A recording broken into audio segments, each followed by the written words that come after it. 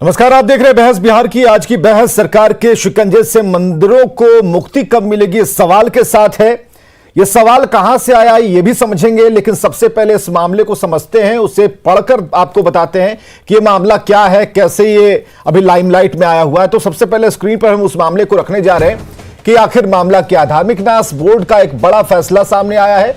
बिहार के मंदिरों का रजिस्ट्रेशन, निबंधन की बात कही गई है। वैसे मंदिर जो छूट गए हैं, निबंधित मंदिरों को टैक्स भी देना होगा जो 4% के आसपास है। बोर्ड ने सभी जिलों के डीएम से सूची मांग ली है कि कितने मंदिर हैं और इसके पीछे क्या क्या कागजात हो सकते हैं। और 4600 मंदिरों का रजिस्ट्रेशन जो है वो रिकॉर्ड में है। तो ये मामला है और इसके अलावा और भी जानकारियां हम आपको देते चलेंगे, लेकिन बहस पर सीधे आएंगे। आर्टिकल 26 पढ़िए, 26 क्या कहता है। आर्टिकल 26 के खंड क में क्या है, ख में क्या है, ये धर्म से रिलेटेड क्या क्या बातें संविधान में जो लिखी गई हैं। जंगम और स्थावर, ये समझिए चल और अचल इसे कहते हैं। तो हमने जैसा था वैसा ही इस पे स्क्रीन पर लाने की कोशिश की है, ताकि इसमें ऐसा ना लगे कि कोई अलग से कोई बातें जोड़ दी गई हैं।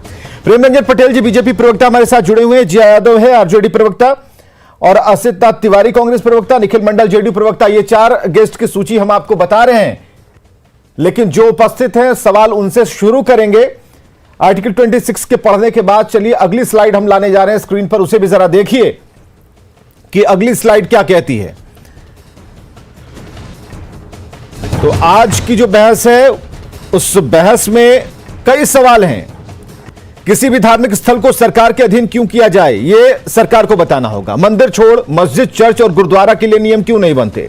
धर्मनिरपेक्ष देश में धार्मिक स्थलों को कंट्रोल कोई सरकार करे, इससे हास्यास्पद कुछ हो नहीं सकता। सवाल यह भी है कि मंदिरों का कंट्रोल असल सेवादारों को यानी कि भक्तों को क्यों नहीं दे दिया जाता।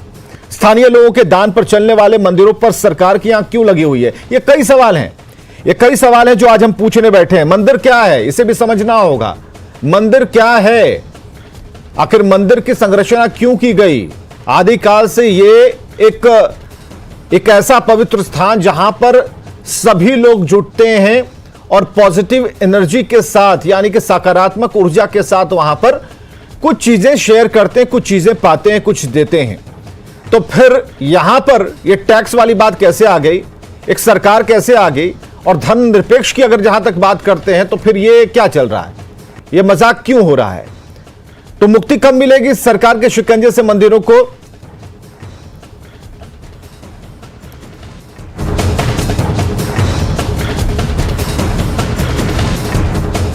चलिए फिलहाल हमारे साथ 3 मेहमान जुड़ चुके हैं। असित नाथ तिवारी कांग्रेस से जुड़े हैं, जिया यादव जी आरजेडी प्रवक्ता हमारे साथ हैं, प्रेम रंजन पटेल बीजेपी प्रवक्ता हमारे साथ हैं। यानी कि डबल इंजन कहा जाता है, उसमें एक इंजन तो है, दूसरे इंजन को हमने बुलावा भेज रखा। निखिल मंडल आते होंगे, जेडीयू प्रवक्ता हमारे साथ। और चलिए सीधे बात शुरू करते हैं। प्रेम रंजन पटेल जी, क्यों सरकार के शिकंजे से मंदिरों को मुक्त कर दिया जाता, क्यों नहीं कर दिया जाता है, कर देना चाहिए, तर्क क्या है आपका। विवेक जी, सरकार का कोई शिकंजा मंदिरों के ऊपर नहीं है, लेकिन मंदिरों की व्यवस्था ठीक ठाक से हो, यह सरकार का भी दायित्व बनता है। आप देखेंगे कि बहुत सारे पुराने मंदिर हैं जो जीर्ण शीर्ण अवस्था में हैं, जिसका कोई देख रेख भी नहीं होता है। अब तक धार्मिक न्यास परिषद के अंदर में जो रजिस्टर्ड मंदिर है वो केवल 4600 मंदिर है, और बाकी मंदिरों का कुछ नहीं है, न कमिटी है, न कोई देखने वाला है, न उसका रख रखाव होता है, कोई साफ सफाई नहीं होता है, कौन लोग आएंगे जाएंगे क्या करेंगे, ये सारी चीज़ें बातें हैं। तो इसलिए यह आवश्यक है कि धार्मिक न्यास परिषद ने कहा है, जिलाधिकारी को पत्र लिखा है और उसके माध्यम से सभी मंदिरों की संख्या को बताया है। वो पूरा बताया है कि कहा है कि हमको आप सूची बना के दीजिए, सार्वजनिक और निजी मंदिरें हैं, कोई लिस्ट भी अगर ये पता है, हमें तो नहीं पता है। 4600 मंदिरों की जहां तक आपने बात की, तो 4600 में अगर हम 100 मंदिरों के नाम अगर ले दनादन तरीके से स्क्रीन पर, तो ऐसा लगेगा दर्शकों को कि हमें भी कुछ जानकारी है। तो कितने ऐसे मंदिर हैं जो कि इस परिषद के अंडर में काम कर रहे हैं, या फिर वहां एक ट्रांसपेरेंसी बढ़ती जा रही है, पारदर्शिता है।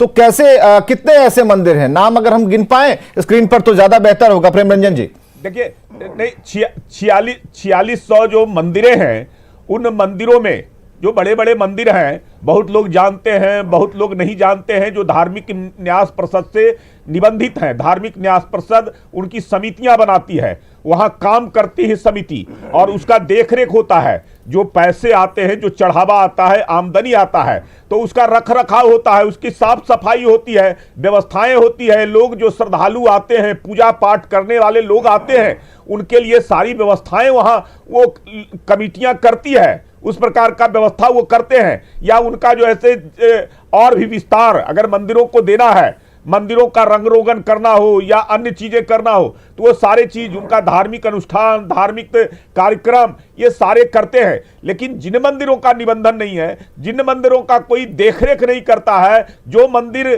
किसी से अछूता कोई जो ऐसे है, अब वहां कोई देखने वाला नहीं है, कौन जा रहा है, पशु पक्षी जा रहे हैं, कौन जा रहा है, गंदगी रहती है, और धार्मिक स्थल है जहां लोगों का आस्था का केंद्र है, और वहां इस प्रकार का अगर आप व्यवस्था, आपने कहा कि ये आस्था का केंद्र है, तो सबके समायोजन से ये चीजें चल रही है ना, सभी के। देखिए, नहीं ठीक है, मंदिर को तो हमने वो जगह बनाया ना, हमने भगवान को स्थापित किया। 10 लोग हों या 100 लोग हों या 1 करोड़ लोग हों, सभी लोग आस्था के साथ उस जगह पर जाते हैं, सकारात्मक ऊर्जा के साथ, कुछ लेने और कुछ बांटने, सभी चीजें पॉजिटिव होती हैं। तो ऐसे में तो हम ख्याल रख रहे हैं ना मंदिर का कि भाई वहां गंदगी ना हो। आपने देखा है कभी कि कोई थूकता है? हाँ, ये जरूर चीजें बाहर लिखी होती है, यत्र तत्र ना थूकें, यहां पर मूत्र त्याग ना करें, ऐसी चीजें बाहर लिखी होती हैं। लेकिन सबकी समझदारी इतनी तो है ही ना, सभी जागरूक तो हैं। और जहां तक व्यवस्था का सवाल है, आप समझिए ना कि घर में सत्यनारायण स्वामी की कथा है, तो पर्सनली तो हम बुलाते हैं ना, और कोई एक व्यक्ति अगर मंदिर में बैठकर सभी के संकल्प को लेकर भगवान से 2-4 चिट्ठियां इधर से उधर कर रहा है, ये कहां तक सही है? सब अपनी मांगेंगे भगवान से, कोई तो है जो देगा, अलग अलग देगा। निश्चित तौर पे भगवान के प्रति सबों की आस्था है, और सब लोग जो है से उनकी आराधना करते हैं, पूजा करते हैं, कुछ ना कुछ जो है से उनसे अगर मन में जो है से जाते हैं मंदिरों के अंदर में, तो कुछ ना कुछ अपने ऊपर विश्वास रख करके, उनके ऊपर भी विश्वास है, और उनको ये लगता है। तो आप बताइए कि किस पर विश्वास नहीं है जिसके चलते आप चाहते हैं कि ये हाथ से ना छूटे? कौन सी ऐसी व्यवस्था है? ये आर्थिक वाली व्यवस्था है, पैसे वाली व्यवस्था है, कौन सी व्यवस्था है? एक शक्ति है ये। हाँ, एक बार और हम चाहेंगे, ये कौन सी व्यवस्था को काबू में रखना चाहते हैं? ये पैसे वाली व्यवस्था है कि कितना आ रहा है, कितना जा रहा है, और आ रहा है तो फिर और लोगों पर क्यों? क्योंकि बाकी जो हिंदू हैं, जो सनातन को मानते हैं, मंदिर और इसमें भरोसा रखते हैं ईश्वर पर, उनका ये कहना है कि तो फिर नियम सबके लिए कर दीजिए भाई, इसमें हमारे लिए नियम क्यों किया है? इसका पैसे से मतलब नहीं है। सरकार कोई जो है उस पर टैक्स नहीं लगाना चाहती है, सरकार को कोई उससे मंदिरों से नहीं है। 4% वाली बात क्या है? ये टैक्स नहीं लगाना चाहती है। असिता तिवारी कांग्रेस प्रवक्ता हमारे साथ है, रुक जाइए प्रेम रंजन जी।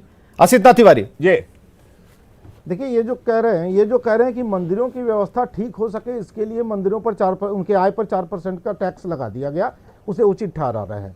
तो क्या कल को स्कूलों की व्यवस्था ठीक करने के नाम पर प्राइमरी स्कूल के बच्चों पर टैक्स लगा दीजिएगा कि भाई स्कूल कमा के हमें पैसा दें तब हम स्कूल चलाएंगे? ये जवाब उचित नहीं है। बजटरी प्रोविजन आप कर सकते हैं, टैक्स तो आम आदमी दे ही रहा है कई मदों में, आप उससे मंदिरों का प्रबंधन कर सकते हैं।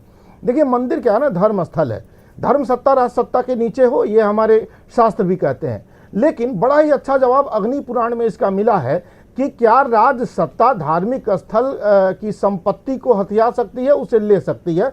अग्नि पुराण कहता है कि विपत्ति काल में, जब राज्य पर विपत्ति हो, मतलब अकाल पड़ जाए या दुश्मन देश की सेना ने हमला किया और राजकोष को लूट लिया, ऐसी स्थितियों में राजा मठ और मंदिरों से मदद मांग सकता है, जबरदस्ती नहीं ले सकता, वो मदद मांग सकता है। और धर्म संस्थाओं का दायित्व है कि विपत्ति के समय अपने राज्य का वो संरक्षण करे, ये धर्म संस्थाओं का दायित्व है, अग्नि पुराण भी कहता है। तो क्या वाकई बिहार में ऐसी विपत्ति की स्थिति आ गई है, राजकोष खाली हो गया है, दुश्मनों ने कोष लूट लिया है, अकाल पड़ गया है कि अब मंदिरों की कमाई से आप सरकार चलाएंगे? क्या स्थिति हो गई है? अगर ये स्थिति नहीं है तो ये फैसला शास्त्रों के खिलाफ है, धर्म विरुद्ध है। अग्नि पुराण में स्पष्ट जवाब है, मतलब ये सरकार हिंदू धर्म के शास्त्रों को नहीं मानती है और उसके धार्मिक ग्रंथों के विपरीत ये फैसला लागू करना चाहती है। स्पष्ट जवाब है। विवेक जी। प्रेम रंजन जी,